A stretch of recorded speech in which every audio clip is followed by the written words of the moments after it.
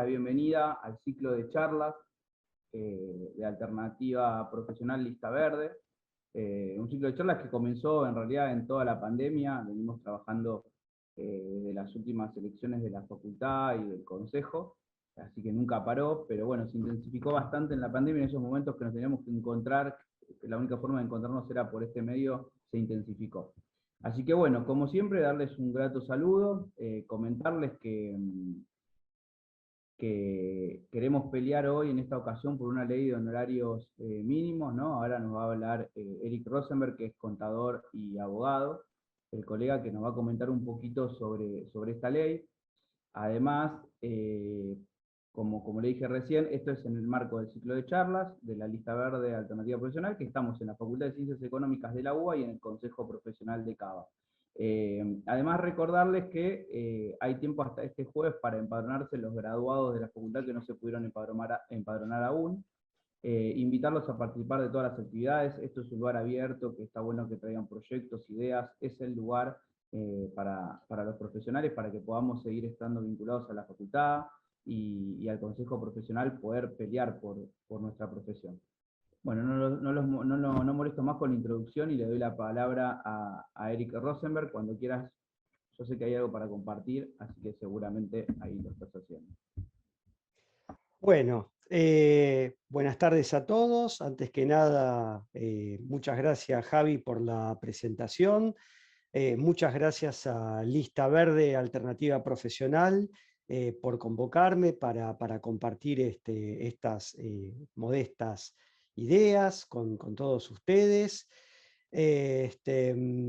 Y bueno, a ver, evidentemente se trata de un tema que es que es un tema sensible, que es un tema que nos convoca a todos, y que, bueno, visto lo que pasa a lo largo y a lo ancho del país en general, y en particular en la ciudad de Buenos Aires, hay algunas excepciones en el país.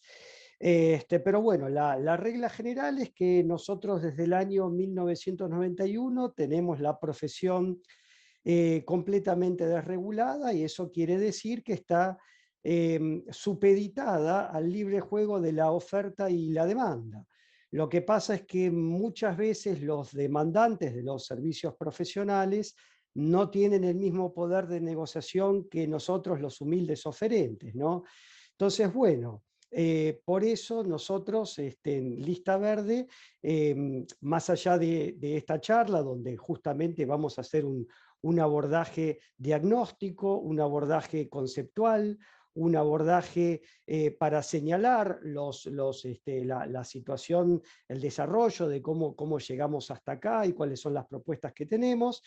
Pero la idea básicamente es dar la discusión, contar con el aporte, contar con la colaboración de los colegas para nutrir este proyecto, y que de alguna manera tengamos la tan merecida protección por parte del Consejo y por parte de una ley marco que regule la profesión, que nos dé un piso de honorarios, que nos dé un piso de dignidad, y que de alguna manera también eso va a correlativamente llevar a tener un piso de calidad, ¿no? Porque evidentemente si nosotros tenemos una justa retribución, va a haber un incentivo mayor a formarse, va a haber un incentivo mayor a estudiar, a brindar servicios de excelencia, y esto evidentemente va a redundar también en un beneficio para las empresas, ¿no?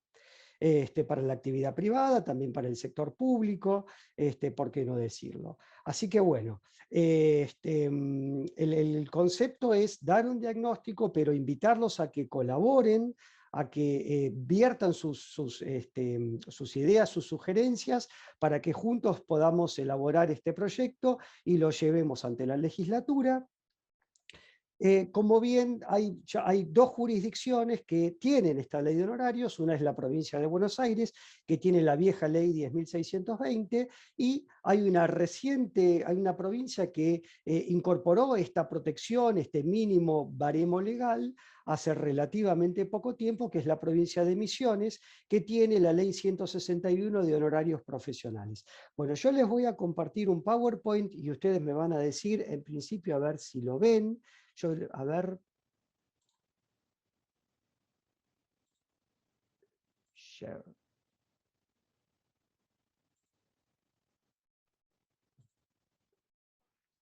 ¿Ven la pantalla que estoy compartiendo? Sí, se ve perfecto, ¿eh? Bueno, muy bien. Entonces, el tema el de la charla es, o sea, el título sería Honorarios profesionales, ¿cómo negociarlos? Y en realidad habría que complementarlo esto con decir, bueno, ¿cómo negociarlos teniendo la debida protección legal, teniendo el debido piso legal? Y acá hay una cuestión que es paradojal, ¿no? Bueno, yo más allá de, como bien me presentó Javi, yo además de contador soy abogado, o sea, en un momento tuve muchas inquietudes en el plano jurídico y dije, bueno, vamos a estudiar abogacía, pero yo sé que en realidad es como que son dos profesiones que, si bien tienen muchos puntos en común, tienen muchas áreas de práctica en común, hay muchas áreas, muchas competencias donde muchas veces las actividades se superponen en lo que hace, por ejemplo, al asesoramiento tributario, el asesoramiento societario, el asesoramiento laboral. No es como en otros países, por ejemplo en Estados Unidos, donde la regla general es que los impuestos los liquidan los abogados.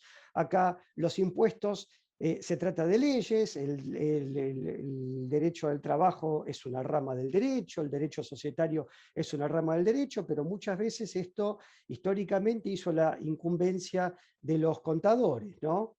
Pero bueno, y en este marco, justamente donde hay superposición de competencias, de áreas de práctica, ha surgido una rivalidad histórica que yo entiendo que más allá de una rivalidad debería converger en una síntesis, ¿no? Donde deberíamos elaborar un enfoque interdisciplinario.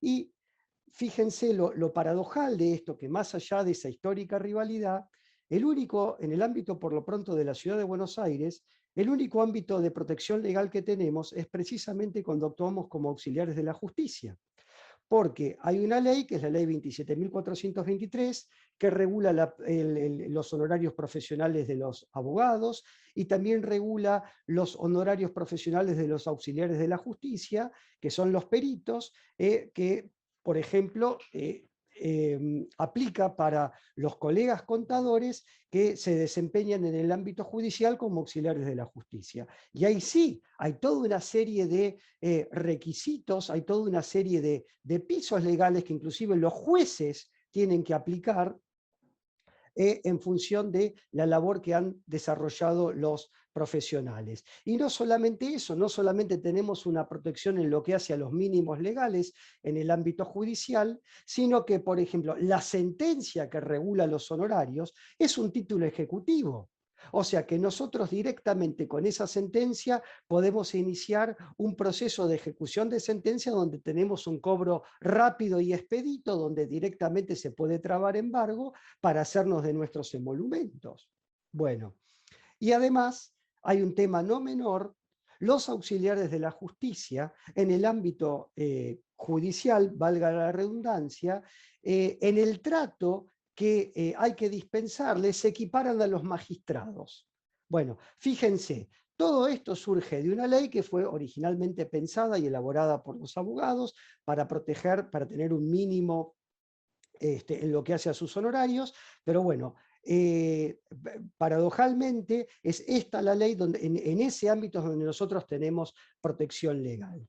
En el resto de las actividades, en lo que hace a nuestra actividad en la esfera privada, en la esfera de asesoramiento, no tenemos ningún tipo de protección legal. Lo que hay es una especie de, una suerte de invitación, una suerte de sugerencia, una suerte de buenos oficios, una suerte de quimera, que se llaman honorarios mínimos sugeridos. Entonces, bueno, evidentemente como son honorarios mínimos sugeridos y hay una linda aplicación en la página del Consejo, donde uno puede elaborar el presupuesto sobre la base de esos honorarios mínimos sugeridos, y uno va y le presenta al cliente, y bueno, el cliente dice, sí, pero son sugeridos. Bueno, esto nunca fue, o sea, no es que siempre fue así, esto es así desde el año 1991, y bueno, nuestra idea, nuestro proyecto es evidentemente que esto vuelva a cambiarse. Bien, bueno, la normativa relacionada con esto que les estoy comentando es precisamente hasta el año 1991 estaba vigente el decreto ley 16.638 del 57, que establecía justamente cuáles eran los honorarios que se estipulaban para los profesionales en ciencias económicas.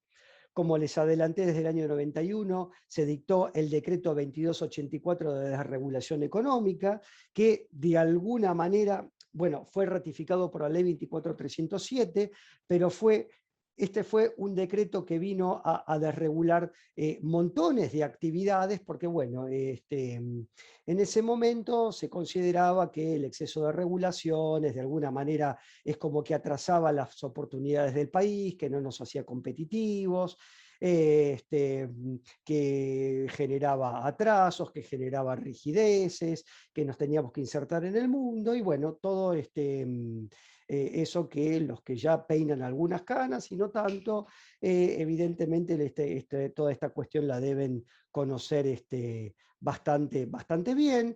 Fue en realidad un gran decreto flexibilizador, que después, bueno, vinieron montones de leyes, de complementos más, y bueno, evidentemente, más allá de cualquier valoración política, me remito a los resultados concretos. Bueno, todo esto desembocó en el año 2001, evidentemente la aplicación práctica de todos esos conceptos no tuvo su mejor cauce, no tuvo su mejor verificación empírica en la realidad. Pero bueno, amén de esto, hay leyes provinciales que establecen horarios mínimos para las actuaciones profesionales en su jurisdicción. Como ya les adelanté, están los casos de Misiones y la provincia de Buenos Aires. Tenemos también la ley 27.423, que regula, que es la que les acabo de señalar, que regula los honorarios profesionales en el ámbito judicial, en lo que atañe a los colegas contadores, economistas, actuarios, cuando intervienen como auxiliares de la justicia. Tenemos también normas del Código Civil y Comercial. En última instancia, las profesiones liberales están reguladas por el Código Civil y Comercial, más allá de que hay entidades de derecho público no estatal que ejercen la superintendencia de la matrícula, que ejercen el control y la potestad disciplinaria sobre ¿cómo se llaman?, los profesionales matriculados. Pero básicamente, ¿por qué se aplica el Código Civil y Comercial? Porque las tareas que ejecutamos pueden ser o locaciones de servicios, ¿no? Por ejemplo, cuando nosotros asesoramos a un cliente, prestamos justamente ese servicio mensual donde llevamos adelante las tareas de liquidación de impuestos, de asesoramiento, son locaciones de servicios, o bien puede ser, por ejemplo, cuando lo que se pacta no es el asesoramiento propiamente dicho, sino se pacta un resultado concreto, como por ejemplo en el ámbito de la auditoría, el resultado es la elaboración del informe de auditoría, la emisión del informe, o en el caso del profesional liquidador de impuestos es la presentación de la declaración jurada. En ese caso estamos ante locaciones de obra. La obra vendría a ser la confección de la declaración jurada, que después tendrá sus aristas, hay que tener mucho cuidado en cuál es el alcance, si uno justamente elabora sustancialmente la declaración jurada o simplemente se limita a recolectar información y a plasmar esa información brindada por el cliente y hacer la presentación. Son ámbitos de responsabilidad diferentes, como ahora también vamos a ver. O la locación de obra en el caso del informe de auditoría, ¿no?, de una auditoría de estados contables. Bueno, es el caso, la obra es el informe de auditoría, la obra sería la declaración jurada presentada. Bueno, y después también tenemos las normas de los códigos procesales nacionales y provinciales, ¿no? Ustedes sabrán que todo lo que es legislación de fondo, legislación sustantiva, como el Código Civil y Comercial, esto es resorte por la cláusula de los códigos de la Constitución Nacional, del artículo 75, inciso 12, eso es resorte del Congreso Nacional, es materia federal, y después tenemos todo lo que es normativa adjetiva, que te hace a todo lo que es la organización de la justicia en el ámbito provincial. Esto es resorte de cada una de las provincias por las cláusulas residuales del artículo 121 y 126 de la Constitución Nacional, que establece justamente que todo lo que no está delegado en la Nación, en el Congreso Federal, esos poderes que no es poderes originarios de las provincias que no están delegados en la Nación, lo retienen las provincias para sí. Bueno, una de esas normativas son estos códigos procesales provinciales que, junto con el Código de Procedimiento Nacional, establece todo lo que hace a la función de los auxiliares de la justicia, ¿no? Por ejemplo, los códigos procesales son los que establecen las formas de prueba, ¿no? Que yo puedo ofrecer en el marco de un proceso, y dentro de esa prueba está la prueba pericial, donde justamente lo que a nosotros nos atañe, la prueba por excelencia, es la prueba pericial contable. También está en el ámbito de los procesos penales, está justamente donde se aplica ya no los códigos procesales civiles y comerciales, sino que se aplican los códigos de procedimientos en materia penal. Puede haber algunas provincias que tienen códigos de neto tinte o corte acusatorio, como es, por ejemplo, la provincia de Buenos Aires, que ya hace rato tiene los procedimientos acusatorios. Y después tenemos provincias que están como más relegadas en ese tipo de cuestiones, por ejemplo, la provincia de Tierra del Fuego, que tiene un proceso nítidamente inquisitivo, que son códigos que atrasan como más de 100 años, pero bueno, es lo que hay. Y después tenemos figuras mixtas, como es el Código Procesal Penal de la Nación, y después ya tenemos también en el ámbito nacional el Código Procesal Penal Federal, que es de nítido contenido acusatorio. Pero a los efectos prácticos y lo que a nuestra profesión nos interesa, en estos códigos está la figura del perito de oficio, ¿no? O la figura del consultor técnico, que vendría a ser el perito de parte. Bien. Bueno, ya siendo más específico en lo que hace a los honorarios profesionales, como ya les adelanté, en el ámbito de la Ciudad de Buenos Aires hay una pauta orientativa, una sugerencia, una inducción, una sugestión, una suerte de invitación, ¿no? Que se llama honorarios mínimos sugeridos, que es una pauta orientativa y que no es vinculante. Y evidentemente, bueno, si no es vinculante, el solo término lo dice, o sea, las partes pueden de alguna manera desacoplarse de esa sugerencia y pactar libremente, libremente entre comillas, el honorario. Bueno, en provincia de Buenos Aires tenemos la ley 10.620, que es la ley de honorarios, que es vinculante para matriculados y clientes, y además, por ejemplo, en provincia de Buenos Aires hay una protección adicional hacia los profesionales, y es que tienen la ley 12.724, que es la ley de la Caja de Seguridad Social para profesionales en ciencias económicas, que establece aportes mínimos y sujetos a un porcentaje por las intervenciones profesionales. ¿Esto qué quiere decir? Que por cada trabajo que nosotros hacemos en el ámbito de la provincia de Buenos Aires, si estamos matriculados en el Colegio de la Provincia de Buenos Aires, evidentemente va a ser obligatorio hacer un pago a esta caja y de alguna manera vamos a tener una jubilación que, bueno, en la mayoría de los casos es una jubilación que es muy superior en lo que hace a prestaciones económicas, muy superior a lo que es la jubilación ordinaria de la ley 24.241, que es la que tenemos en el ámbito de la Ciudad de Buenos Aires, ¿no? Que es la ley con la que se jubilan, por ejemplo, los autónomos y los empleados en relación de dependencia. Hubo un proyecto para los abogados de tener una caja especial, que en su momento fue la ley local 1181, pero eso terminó en la nada. Eso no significa que no se pueda intentar en algún momento tener una caja de seguridad social para los contadores, ¿no? Bueno, y en Misiones tenemos la ley 161, que es del año 2015, que ya también les adelanté, que justamente junto con la provincia de Buenos Aires son las dos jurisdicciones donde los colegas tenemos una protección legal para nuestras retribuciones.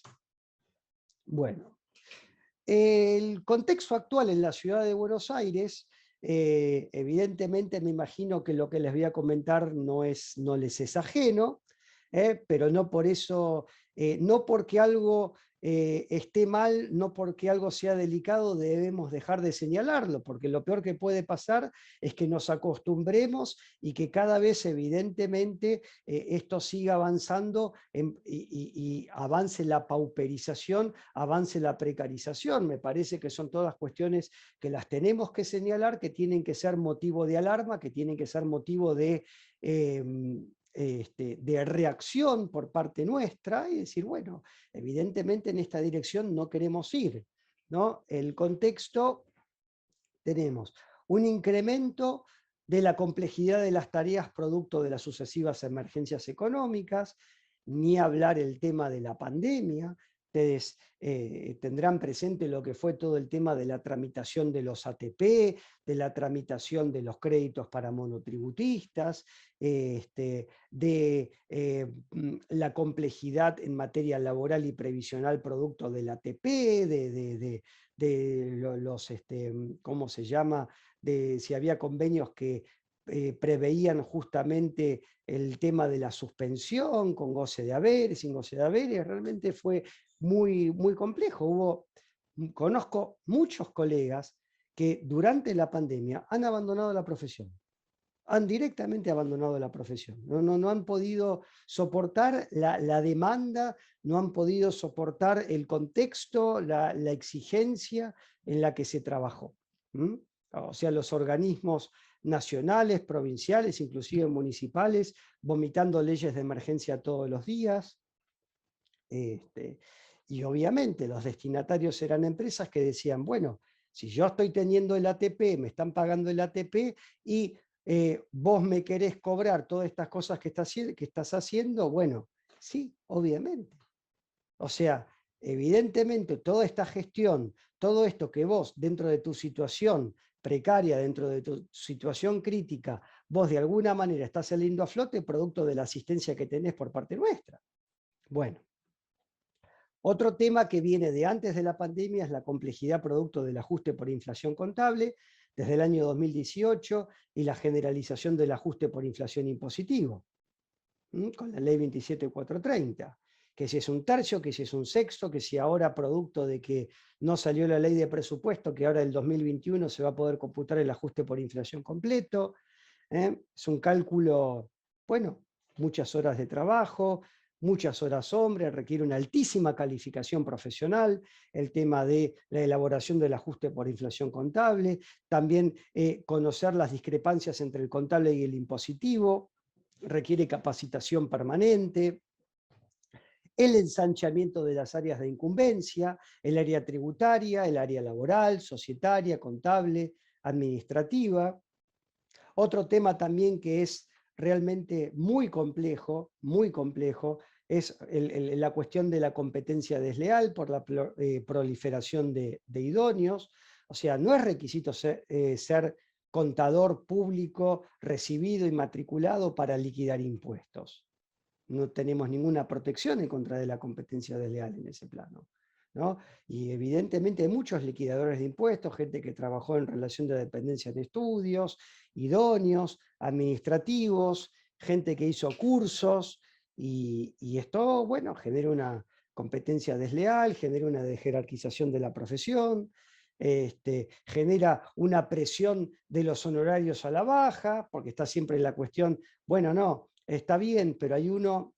Está claro que esto también tiene que ver muchas veces con el cliente, ¿no? Porque en última instancia, un cliente que de alguna manera tiene cierta expertise y que tiene cierta envergadura económica y que tiene cierto patrimonio y que tiene cierta cantidad de gente en relación de dependencia, por lo general una persona medianamente seria no va a ir por la vía más barata porque es evidente que lo barato termina saliendo caro y que después no va a tener a quien ir a reclamarle.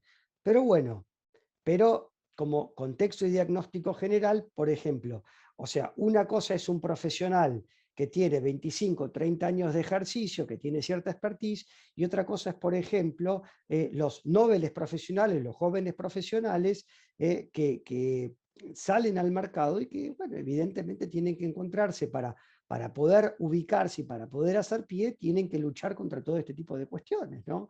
El tema de la competencia desleal impacta particularmente en los más jóvenes, en los nobles profesionales y en gente, por ejemplo, que no tiene estructura y que de alguna manera no terminó de ayornarse con todo el tema del cambio tecnológico, del tema del trabajo virtual, del tema de la firma digital. Ahí también tenemos este problema. Pero bueno, eso después se verá, hay una segmentación donde todas estas problemáticas no impactan de manera igual en toda la pirámide de la profesión. Bueno, y después lo que tenemos también, especialmente en este tipo de profesionales, una asimetría en el poder de negociación entre los profesionales y las empresas. No es lo mismo un profesional recontra súper especializado que se dedica a litigar en el ámbito del Tribunal Fiscal de la Nación o que se dedica a hacer pericias o se dedica a ser consultor técnico, perito de parte en el ámbito penal tributario, a lo que vendría a ser el médico clínico, el generalista, donde, bueno, la verdad que al momento de negociar los honorarios, la verdad que la pasa bastante mal, ¿no? Y evidentemente tener un piso legal, un piso de protección, vendría a ser como una manera de decir, bueno, esto es el tema de la simetría. Yo siempre esto me gusta relacionarlo con el tema del derecho del trabajo, ¿no? Una cosa son más allá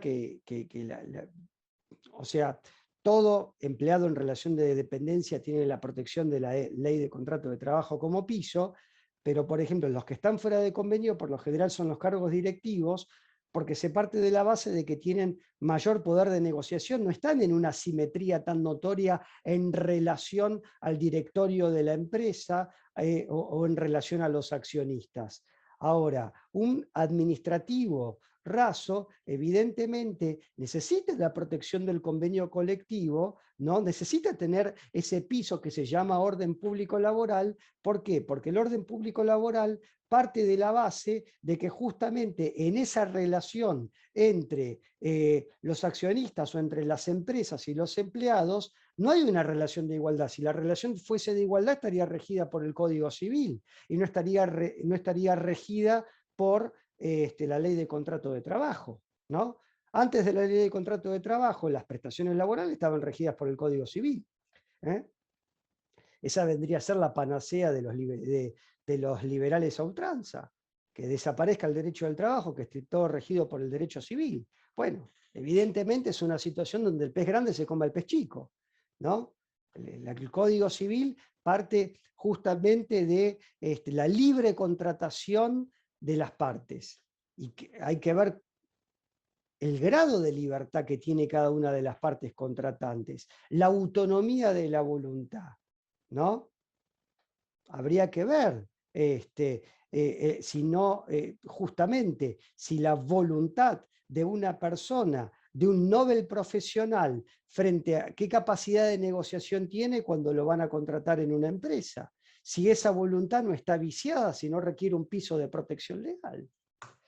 Bueno, después tenemos también otro tema que no es una cuestión menor, que esto también uno dice, bueno, a ver, ¿por qué merecemos una justa retribución? ¿Por qué merecemos la protección de las leyes? O sea, porque evidentemente, producto de la expertise que tenemos, producto de tener el título habilitante que nos otorga el Estado, evidentemente tenemos también una responsabilidad. Y esa responsabilidad no es una responsabilidad común y silvestre. Tenemos triple responsabilidad. Tenemos responsabilidad profesional, donde somos frente a un incumplimiento al código de ética, somos juzgados por el Tribunal de Ética, que somos juzgados por pares, ¿no? Un proceso disciplinario en el Consejo Profesional, por ejemplo. Tenemos responsabilidad civil por nuestra tarea. Si nosotros en el ejercicio de nuestra tarea, por ejemplo, tenemos la mala fortuna de cometerle un perjuicio, dañamos al cliente, tenemos que responder civilmente, después de iniciar un juicio por mala praxis y tenemos que responder, ¿no? Esto no es como, por ejemplo, en Estados Unidos, todas las profesiones inexorablemente tienen que tener una póliza de seguro contra mala praxis. Acá eso prácticamente no existe, tenemos que responder con nuestro patrimonio. Y si como si esto no fuese poco, donde tenemos que responder con nuestro patrimonio, donde somos juzgados por nuestros pares a través de un proceso disciplinario en un tribunal de ética, también tenemos responsabilidad penal, ¿no? Por ejemplo, como podemos ser sindicados como partícipes de delitos de lavado de dinero, delitos penales tributarios, delitos penales económicos, ¿no? Por ejemplo, la ley penal tributaria, ¿no? O sea, establece como partícipe en hecho ajeno, o sea, el contador puede estar implicado en un proceso penal tributario como partícipe en hecho ajeno, ¿no? Por ejemplo, porque lo ayudó a cometer el delito de evasión, o como contador certificante, ¿no? Es una de las pocas profesiones que dice los que a sabiendas certifiquen, dieren fe, etc. ¿Y quiénes son los que certifican o dan fe? ¿Escribanos o contadores? ¿No? El artículo 15, inciso A, de la Ley Penal Tributaria. Texto según Ley 27430. Después también hay un tema, hay una figura bastante novedosa, no es una figura, en realidad hubo varios colegas que están recibiendo requerimientos de la AFIP para informar qué procedimientos de auditoría aplicaron. ¿Y esto por qué? Claro, porque en el marco de fiscalizaciones sobre determinadas empresas, la AFIP detecta que estas empresas son usuarios de facturas apócrifas, y entonces, como hay un contador certificante que dice que llevó adelante una auditoría y que los estados contables presentan razonablemente la situación patrimonial, le dice y detecta, por ejemplo, que hay 5 proveedores apócrifos y le pregunta al contador: bueno, estimado doctor tal y tal, dígame sobre este y este sujeto, en relación a la auditoría que usted le practicó a la empresa fulanito, dígame qué procedimientos de auditoría aplicó. ¿Mm? Y esto, obviamente, es la antesala, este tipo de requerimiento es la antesala de un proceso penal tributario, ¿no? Es así de simple. Bueno, después, también en lo que hace a responsabilidad profesional durante la emergencia económica, tuvimos la proliferación de beneficios fiscales de estímulo ante la emergencia, y esto, por ejemplo, los ATP, los créditos a tasa subsidiada, los reintegros, o sea, todo lo que son medidas de estímulo, ¿no? Donde forzosamente el cliente contrató a un profesional para que lo asesore, para que le gestione estos beneficios. Bueno, hay una figura olvidada por la enorme mayoría de los colegas, que es el artículo 8 de la Ley Penal Tributaria, que evidentemente es la figura de obtención indebida de beneficios fiscales, ¿no? Y es un delito que no tiene monto. La sola obtención del reconocimiento de que uno puede acceder al beneficio es una figura típica, es una figura penal. ¿Mm? Después, ¿qué otra responsabilidad tenemos? Responsabilidades por la ley antilavado, ¿no? La resolución, o sea, la ley 25.246, con todas las modificaciones de la ley 26.683, que son todas las leyes antilavado que ponen al contador como sujeto obligado ante la UIF, y que cuando hace una auditoría tiene que, dentro de su dictamen, decir si llevó adelante procedimientos para detectar posibles maniobras de lavado por parte del sujeto destinatario del informe de auditoría. Y como frutilla a este postre, es un postre que, no sé, yo me imagino debe caer un poco pesado, ¿no? Todos estos ingredientes es como, no sé, es como clavarse 3 sopas inglesas en las cuartetas, ¿no? O sea, va a caer un poco pesado esto, que es la posibilidad de sufrir allanamientos en los estudios profesionales. Así que bueno. 3 de mozzarella, una sopa inglesa y 2 vasos de moscato. Esto vendría a ser un poco, qué sé yo. O sea, yo después me llevo a comer eso, a mí la culpa me llevaría a correr 5 días seguidos 20 kilómetros, ¿no? Pero bueno, hay que permitirse esa ingesta calórica y, bueno. Pero bueno, la posibilidad de sufrir allanamientos en los estudios profesionales. ¿Y qué es lo que hace el Consejo Profesional frente a un allanamiento? Nos mandan un vedor para que vea, para que vele por la legalidad del procedimiento, ¿no? Bueno, más que un vedor necesitamos en un caso así un buen abogado, ¿no? Porque el allanamiento no puede ser, no pueden allanar y llevarse absolutamente todo. El objeto, ¿no?, del procedimiento, en la orden en la orden de allanamiento, ¿no?, tiene que decir concretamente la documentación de qué cliente. Tiene que estar identificado el cliente, tiene que estar identificado quién va a llevar adelante la diligencia, quién es el juez a cargo, bueno, todos requisitos formales que es muy interesante para los que trabajamos en estas cosas, pero que no hacia la charla porque no me quito por las ramas. Bueno, ¿qué es lo que hace dentro de este cóctel, dentro de esta situación descriptiva? ¿Qué es lo que hace el Consejo? Bueno, ya de alguna manera lo vengo señalando, pero acá está como más sistematizado. No existe defensa corporativa de los intereses de los profesionales con poco poder relativo de negociación de honorarios, que es uno de los temas que ya lo señalamos.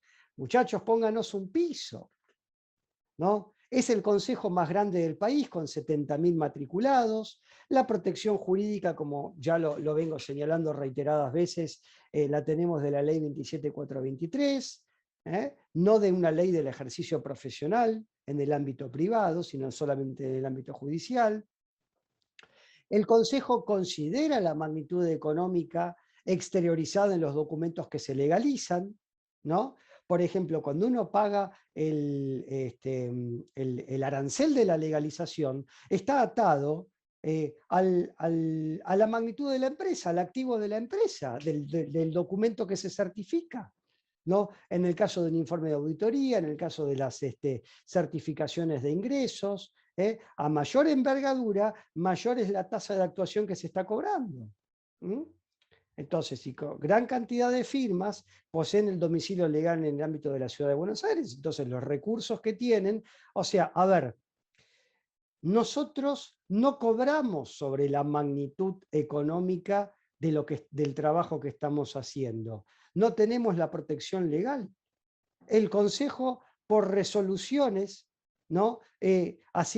Tomando facultades que le confiere, por ejemplo, la ley 466, que no está especificado en ningún lado, pero directamente por resolución de la comisión directiva, fijan cuánto van a ser las tasas que se van a recaudar. Entonces, el Consejo sí tiene la protección, producto de esta potestad, y bueno, y recaudan sobre esa base. Y, por ejemplo, como corolario de esto, los recursos ordinarios del Consejo, del último balance, que es un balance, está publicado en la página del Consejo, el último balance al 30 de junio del 2021, la recaudación por la matrícula es de 500 millones de pesos. Y en concepto de legalizaciones, se recaudaron 2.665 millones de pesos. Así que bueno.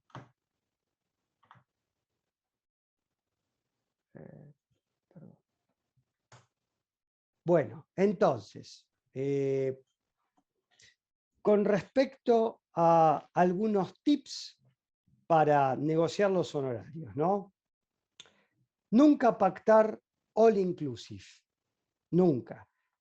Hay que ser muy preciso en el presupuesto, indicar el detalle del alcance de las tareas.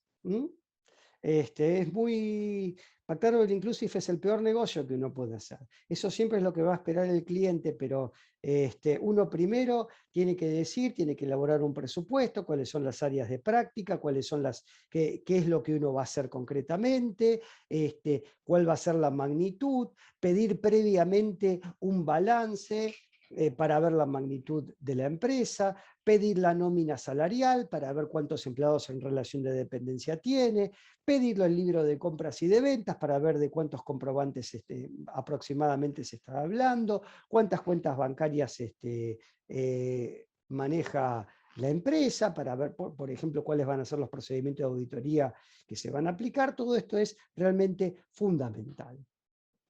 Bien. Después, por ejemplo, tiene que estar bien diferenciada la cotización, lo que hace a la cuestión contable, tributaria, societaria, laboral. Las guías de honorarios mínimos sugeridos pueden servir de referencia,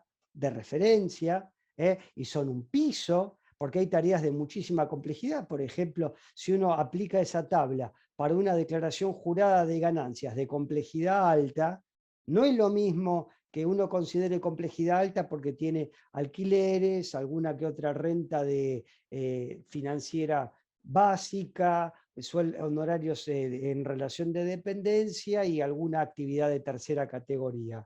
Si, por ejemplo, es la declaración jurada de un CEO, de un CFO, de una empresa grande que tiene carteras de inversión y sociedades y estructuras jurídicas como fideicomisos, en países de baja o nula tributación, en sociedades offshore, en Delaware, bueno, evidentemente la tablita esa no va a servir de mucho. Va a haber que agarrar y va a haber que decir, bueno, esto requiere tantas horas de intervención de un senior, tantas intervención de un semi-senior, y evidentemente va a ser una cotización que va a ir por otro carril, ¿no? Bueno, hay que identificar también aquellas tareas que no hacen a nuestra expertise o que requieren un enfoque interdisciplinario, por ejemplo, defensas penales tributarias, concursos y quiebras, licitaciones públicas complejas, regímenes de estímulo, etc. Y hay que estudiar muy bien los costos y muy bien los tiempos para lo que son las ejecuciones de tareas. Bueno, más tips. Las defensas administrativas, por ejemplo, una defensa, por ejemplo, la defensa ante la FIP, ¿no? Cuando hay o una instrucción de un sumario, o un inicio de una determinación de oficio, o cualquier cosa que no haga a la mera liquidación o al asesoramiento normal y habitual. Estas cosas se cotizan por separado porque son tareas de muchísima complejidad.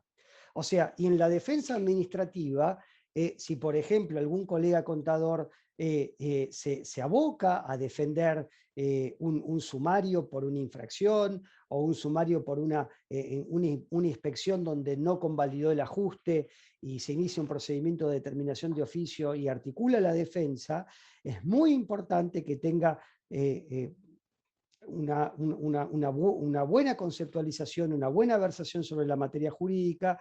¿Por qué? Por una cuestión elemental. A ver, no tienen que ir a consultar a un abogado. De hecho, para la instancia de defensa administrativa y para apelar al tribunal fiscal, para eso no necesitan un abogado, lo puede hacer tranquilamente un contador. Pero es fundamental tener un profundo conocimiento de la materia, por una cuestión elemental, porque el encuadramiento que se le dé a la primera defensa que se hace va a condicionar toda la estrategia posterior. Y en algún momento, por ejemplo, si la sentencia del tribunal fiscal es adversa, o si es favorable también, si es adversa, vamos a querer apelar nosotros. Y si es favorable, va a apelar la AFIP, porque la AFIP tiene la obligación de apelar todas las sentencias adversas del Tribunal Fiscal. Para ir a la Cámara se va a requerir patrocinio letrado, se va a requerir un abogado. Y evidentemente, toda la salida a la justicia, todas las actuaciones administrativas o todas las actuaciones que se sustanciaron del Tribunal Fiscal van a ser fuertemente condicionantes del resultado final del pleito.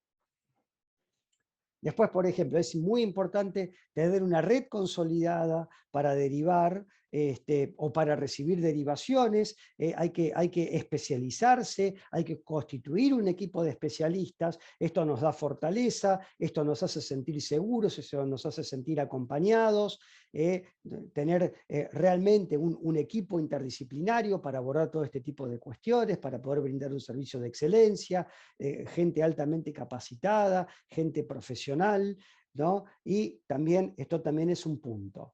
En las derivaciones, los honorarios se comparten. O sea, no es, no, mirá, te mandé un cliente, no, vos me mandás un cliente, yo te comparto X porcentaje, yo te mando un cliente, vos me compartís a mí, esto es un tema fundamental, porque de esa manera también se va armando la red. Es una forma también de estar en contacto, de elaborar la red. Yo, por ejemplo, no me dedico al derecho civil, no me dedico al derecho comercial. Yo hago tributario y penal tributario. Ahora, si surge un tema laboral, tengo a quién derivar. Si surge un tema civil, tengo a quién derivar. Trabajamos con escribanos. O sea, entonces, el valor agregado es justamente la red. Es fundamental el tema de la red, ¿no?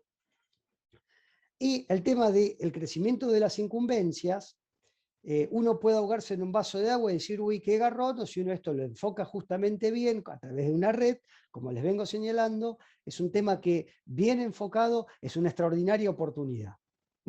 Y fundamental, la urgencia se cobra. Ahora tenemos el 31 de marzo, vence la moratoria. Uy, no, viste, che, que en realidad me acordé que no presenté las declaraciones desde el año 2017. Ah, bueno, listo. Bueno, la urgencia se cobra. Bueno, conclusiones. Y así ya vamos cerrando y habilitamos la rueda de preguntas. No hay que tener miedo a exigir lo que nos corresponde. El servicio barato no le sirve ni a nosotros ni al cliente. Yo tengo una máxima: low cost is high shit. Es así de simple. Los sujetos con estructura psicopática detectan rápidamente la inseguridad y se aprovechan de ello. O sea, cuando uno negocia, bueno, no, te hago una atención, bueno, no, bueno, te pago la semana que viene, no, te pago la otra semana, no, no tengo plata, no, es muy caro, no, el tipo de la vuelta me cobra menos. ¿Ustedes qué se creen? ¿Que cediendo frente a ese psicopateo berreta y barato van a conservar el cliente? Van a conservar el verdugo que los va a seguir cagando a latigazos. Eso no sirve. Lo que sirve es plantarse y decir, yo trabajo de esta manera. Y evidentemente, como no todos tienen el mismo temperamento, como no todos tienen la misma expertise y no todos peinan canas, evidentemente para proteger al tejido más débil de la profesión, la solución de fondo es la ley de honorarios. Justamente. Por eso, como bien dice el hashtag, ley de honorarios ya. Y acá les presento cómo sería, cómo se sienten muchos, la enorme mayoría de la matrícula sin la ley de honorarios, y nuestra propuesta, que esperamos que se nutra con las sugerencias y que podamos presentar todos juntos en la legislatura. Nuestro proyecto es la filmina que viene. Nosotros nos queremos sentir todos así. Con la ley de honorarios. Bueno, muchísimas gracias. Voy a dejar de compartir la pantalla. Voy a sacar acá el hermoso yaguareté, que esperamos que pronto represente, que sea un emblema de nuestra profesión, en lo que hace a la gestión de cobro. Y vamos acá Javi va a ir habilitando el micrófono o el chat para los que tengan alguna consulta. Sí, ahí primero se armó un pequeño debate, ¿no? En torno a la profesión. Eh, Joaquín, por ejemplo, dijo, ¿de qué sirve una ley de honorarios si el cliente no puede pagarlos o si decide acudir a un profesional que trabaje por menos? Después ahí otra compañera, Patricia, otra contadora, Patricia Alegre, lo que dijo es, por eso necesitamos una ley. Y después otro, la misma persona, por eso en medio de un debate, claro, pero ¿cómo lo hacemos cumplir si los salarios mínimos son X suma y mi cliente no lo puede costear? Es lo mismo. Estimado, sin entrar en debate, o la contestación, ¿no? Usted necesita contratar un abogado, sabe que debe pagar por su trabajo, el abogado no le pregunta si puede o no pagar. Y después Braulio, tampoco existe protección profesional contra la proliferación de idóneos en lo que quiso decir en contador público de ciencias económicas, que hay mucha gente que dice ser contador o tener el título y después no es contador, sino nada. O a veces vemos enfrente de la FIP, en los diferentes lugares de la FIP, cuando uno vamos a hacer un trámite, que hay un kiosco que hace todas las cosas de contador y no es, ¿no? Eso tampoco es que tenemos una ley que defienda eso. A los estudios contables y al contador de a pie, ¿no? Eso también es otro de los temas. Cualquier AFIP que vas, tenés 2 o 3 fotocopiadoras que ofrecen los servicios de contador, declaración de IVA, bueno, monotributo y demás, y la realidad es que eso tampoco y capaz que por 2 pesos te hacen una liquidación de IVA que no significa que esté bien, pero se la hace, ¿no? Eso es una cosa. Viene en eso el torno del debate, Eric, no sé si quieres decir algunas palabras sobre Sí, eso. sí. Bueno, yo lo que digo es, evidentemente, la ley viene a ser una herramienta que viene a brindar un piso y que viene a resolver algunas cuestiones. Ahora, el tema de la competencia desleal, bueno, eso es un tema bastante difícil de resolver, pero la mejor forma de agarrar más allá, digo, esto de tener un piso de protección legal exigiría también una contrapartida, y la contrapartida es tener una formación de excelencia, es capacitarnos, estar en condiciones de justamente de brindar un servicio de excelencia, de brindar un servicio que pueda ser realmente valorado por el cliente. Y es también de alguna manera, es como que frente al cuestionamiento de cómo es justamente la protección, dice, si yo no lo puedo pagar. Bueno, es como bien dijeron por ahí, o sea, el tema, en el caso del abogado, el abogado dice, bueno, mirá, en mis honorarios es tanto dinero, ¿no? O sea, de alguna manera hay que ponerse un poco firme, y en realidad el modelo de emisiones tiene una forma donde el cobro del honorario es indirecto, donde se fuerza al cliente a que junto con las tasas de actuación pague el honorario del profesional depositándolo en una cuenta a la orden del consejo, y después es el consejo el que liquida el honorario. Entonces, de esa manera, al intermediario el consejo le da como una margen de contención, donde de alguna manera también le da al colega la posibilidad de decir, bueno, no, mira, vos lo tenés que depositar acá. También, bueno, me pueden hacer la repregunta, y yo qué garantía tengo que una vez que me depositan, después no me piden que se lo reintegre. Bueno, a ver, como toda ley, por más que saquemos la ley más perfecta, siempre se va a poder, se puede encontrar alguna trampa, se puede encontrar algún recurso para sortearla. Pero evidentemente yo interpreto que no es lo mismo tener la ley que no tenerla. Y bueno, también el tema de regular las incumbencias profesionales, por ejemplo, en Misiones, para combatir la competencia desleal, se reguló este tema de que las liquidaciones de los impuestos y determinadas tareas que son estricta incumbencia de un profesional en ciencias económicas, y que evidentemente que las haga un idóneo es ejercicio ilegal de la profesión. Está contemplado en la ley 161.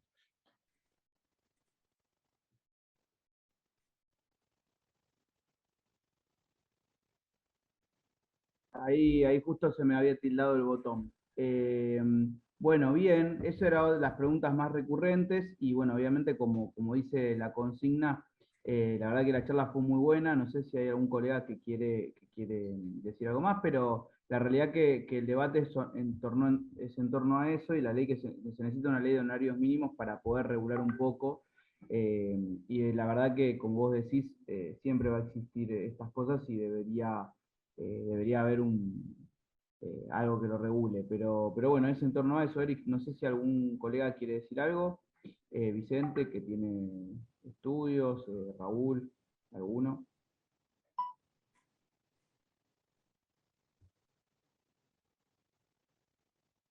O si no, te sigo.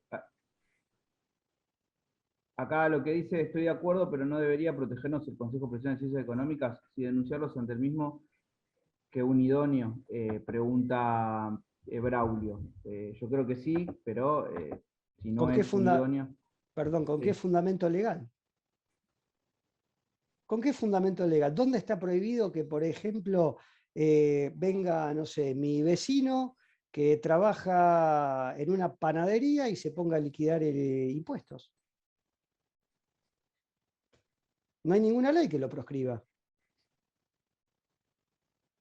Exacto. ¿Mm? Ese es el gran tema, ¿no? No hay ninguna ley, sí se necesita para los balances. ¿Cómo? Sí, No, sí, para los balances es evidente. Para los balances justamente. O sea, no solamente para los balances, para certificaciones, para encargos de aseguramiento y para todos los trabajos que exacto, están que bajo la necesitan una esfera firma. de la resolución 37 de la Federación, hoy modificada por la resolución 53, se requiere inexorablemente la intervención de un profesional matriculado con matrícula al día, para que sea una intervención profesional válida. O sea, el problema no pasa por ahí, porque evidentemente, o sea, frente a ese tipo de trabajos es donde más se va a ver la eficacia inmediata de la vigencia de la ley. Donde va a ser un poco más complicado va a ser en el tema este de las liquidaciones de impuestos.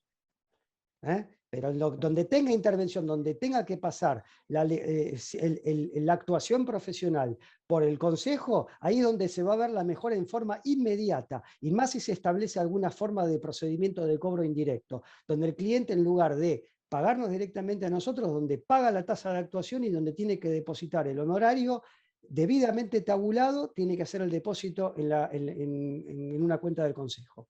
Y después el Consejo nos liquida a nosotros. Exacto. A ver, hay algunas preguntas más. Bueno, la ley es necesaria, sobre todo para los y las profesionales independientes, lo dice Raúl Sánchez. Patricia Lera, el consejo te dice sugerido no te protege. Braulio, bueno, me gustaría que estuviera regulado si no hay ninguna ley. Y Patricia Lera, debemos estar juntos por una ley. Es verdad, debemos pelear todos juntos los profesionales por una ley y que podamos tener ese caballito de batalla para que los contadores y los profesionales de ciencias económicas de a pie tengamos nuestros honorarios regulados. Bueno, primero les quiero recordar que estamos haciendo, este es en el marco de las charlas de lista verde alternativa profesional. Estamos en la Facultad de Ciencias Económicas de la UBA y en el Consejo Profesional de Ciencias Económicas. Comentarles que la próxima charla es el martes 22 de marzo, el próximo martes a las 6:30, Argentina en el contexto internacional, y las van a dar el licenciada Anaí Rampini y el sociólogo Gabriel Puricelli Yáñez. Así que los invitados también a participar, también se va a hacer por Zoom, así que todos están invitados a esa charla. Eric, ¿querés cerrar con algo? Si no hay ninguna otra Sí, pregunta, que por lo que veo no hay. quiero cerrar con un tema, y es que, a ver, en realidad no, hay dos provincias que ya aplican esto. Una con un poco mayor con más énfasis, otra con menos, porque tiene una forma de cobro indirecto que se puede establecer una declaración jurada, pero lo que digo es, a ver, lo que nosotros en esencia proponemos es bastante simple. Es lo que ya están haciendo la provincia de Buenos Aires y lo que está haciendo Misiones. Y en última instancia, o sea, a ver, esto es absolutamente constitucional, esto pasa por la legislatura, es una ley que sería, desde el punto de vista constitucional, son facultades que se reservaron para sí las provincias, es perfectamente viable y, o sea, ninguna jurisdicción local tiene por qué adherir a lo que fue en su momento el decreto 2284 del 91 con la ley de ratificación 24307. No hay ningún óbice constitucional para que esto pase por la legislatura. Es solamente una cuestión de voluntad política. Genial, genial. Bien tus palabras. Me parece que fue una excelente charla. Tenés muchos me gusta si fuera un Instagram. Mucha gente contenta con la charla. Así que bueno, seguimos en contacto. Un saludo a todos y todas. Como les dije de vuelta, el jueves es el último día para empadronarse para las elecciones en la Facultad de Ciencias Económicas, que van a ser el 26, 27 y 28 de abril. Así que los invitamos a todos a participar. Cualquier cosa, cualquier inquietud, cualquier idea que tengan y todos los que se quieran sumar al proyecto de Lista Verde Alternativa Profesional para la Facultad de Económicas y para el Consejo Profesional, no duden en escribirnos a cualquiera de nuestras redes: Instagram, Facebook y Twitter. Y esta charla va a quedar grabada en el Facebook. Así que un saludo para todos y seguimos hablando. Dale, hasta luego. Chao. Gracias. Gracias. Buenas noches, muchas gracias. Saludos, Eric, muy amable, muy gentil, como siempre. Qué gusto verte, Jorgito querido. Mi amigo, mi gran amigo Jorge Margarida, hace más de 25 años que nos conocemos. Así que bueno. Yo quería hacer un pequeño comentario. El tema de la competencia, la desleal y la no desleal, porque hay competencia en términos de costos, como acá se ha manifestado, creo que reiteradamente. El problema de la competencia, los que tenemos unos años, y Eric, hemos hablado muchas veces de eso contigo, digo, existió, existe y va a seguir existiendo. Lamentablemente se agrava porque la situación de las empresas y sobre todo de las pequeñas y pymes están pasando una situación económica angustiante. Entonces, como los contadores estamos vinculados en general a esas empresas de poco porte, llamémosle en el buen sentido de la palabra, sin discriminar, estamos, repito, sometidos a honorarios que tienen que ver con esa desgraciada situación económica y o financiera. Ahora, también es cierto que la ley, en definitiva, que propulsamos, que se propulsa, debiera ser un escalón, es decir, un honorario mínimo a partir del cual nadie esté por debajo de eso, porque además, en ese caso, aún siendo legal la competencia, sería ilegal el ejercicio de ese colega.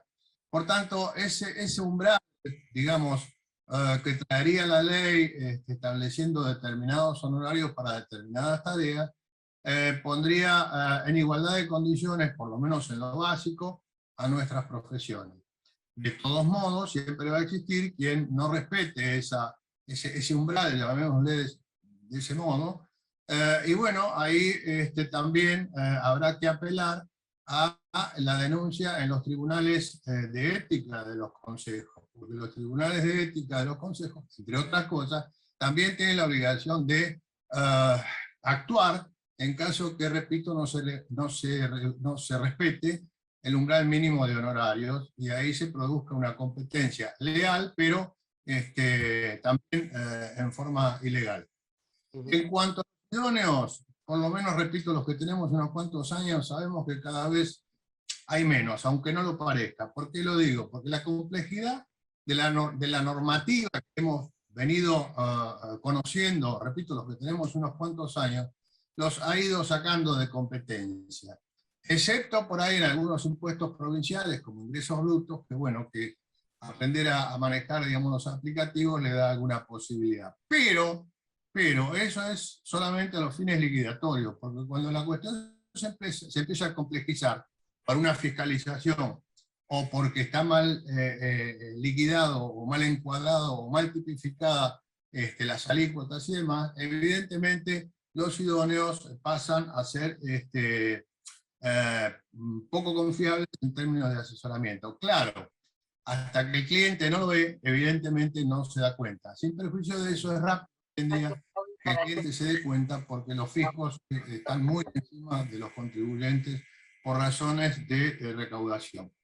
De todos modos, vuelvo a repetir, aquí el umbral o el piso mínimo o la regulación de los honorarios de los profesionales, que por otra parte esos honorarios tienen naturaleza alimentaria también, digámoslo, sería una buena o una necesidad imperiosa en aquellos lugares donde no existe o donde es difusa la normativa, porque por ejemplo en el caso de la ley 27423, en términos de trabajo judicial, La ley establece el parámetro para las profesiones, en este caso de ciencias económicas, pero sabemos, y creo que Eric, vos sos muy sabedor del tema, no aplican esa ley los jueces. Pese a su obligación de hacerlo, no la aplican. Y además, eso origina apelaciones y, digamos, recursos en donde el profesional se ve, digamos, maltratado o destratado, y bueno, y soportamos esas cosas, por lo menos aquellos que trabajan en la justicia como auxiliares. Por último, repito, pese a todo esto, sí, siempre es interesante y necesario contar con una normativa que responda a los intereses elementales de nuestras profesiones. Les agradezco haber emitido estos conceptos. Para los más jóvenes, bueno, es una lucha permanente y cotidiana, y la van a tener por muchos años también, lamentablemente. Muchas gracias, buenas tardes. Eric, un abrazo. No, igual Jorge, hasta... una corrección, lo vamos a cambiar a eso. Yo soy positivo y tenemos que cambiar las cosas, por eso está la lista verde, es el cambio. Absolutamente. Lo que pasa no es que yo sea pesimista, pero hemos hecho tantas... Yo te digo lo que va a pasar. En épocas jóvenes para eso, y todavía no pudimos conseguirlo de todo. Bueno, pero bueno, hay que lucharla. Hay que lucharla, pelearla y seguir para adelante. Muchas gracias a todos. Hasta luego, Jorge. Un abrazo, Eric. Gracias, abrazos a todos.